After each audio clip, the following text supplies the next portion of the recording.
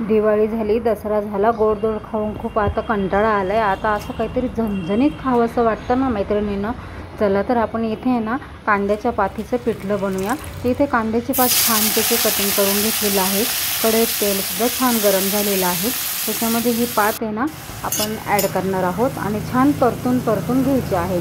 आणि हो, छान परतेपर्यंत आहे ना आपण आहे ना इकडे हिरवी मिरची, लसूण छानपैकी मिक्सरमधून बारीक करून घ्यायचं आहे। आणि चवीनुसार मीठसुद्धा कांद्याच्या पातेत ॲड करायचं आहे, हे पहा। आणि इथे ना मी हरभऱ्याची डाळ आहे ना छानपैकी रात्रीच भिजत टाकली होती। मस्त टमटमीत अशी भिजलेली आहे ती। तर आता ती पण मिक्सरमधून आपण त्याची पण पेस्ट पाणी थोडंसं ॲड करून पेस्ट करून घ्यायची, हे पहा। छानपैकी मिरची वाटून झालेली आहे, डाळसुद्धा वाटून झालेली आहे। आता ही मिरचीचा ठेचा आहे ना आपण कांद्याच्या पातीमध्ये ना ॲड करणार आहोत। त्या अगोदर आपण थोडीशी आहे ना हळद पावडर त्याच्यात ॲड करायची आहे।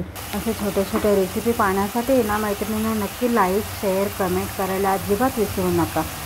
आणि त्यात हे पिठलं दिवाळी झाल्यानंतर गोडधोड खाऊन झाल्यानंतर पिठलं, झुणका भाकरी आपली महाराष्ट्रीयन अस्सल महाराष्ट्रीयन थाळी वाटते ना।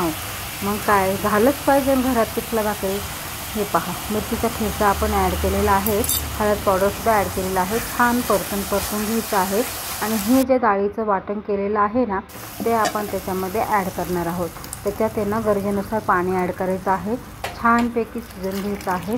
वाटेल डाळीचं पिठलं कांद्याच्या पातीमध्ये एकदम भन्नाट असं लागतं बरं का। नक्की बनवून बघा मैत्रिणींनो, काहीतरी वेगळी चव लागते। बेसन पिठाऐवजी आहे ना डाळ वाटून टाकली ना तर भन्नाटच असं चवीला येतं। हे पहा, सुंदर असं पिठलं तयार झालेलं आहे आपलं। आता बाजरीच्या भाकरी किंवा भात याच्यासोबत खायचं, मस्तच ताव मारूया। छोट्या छोट्या रेसिपीसाठी लाईक, शेअर, कमेंट करायला अजिबात विसरू नका।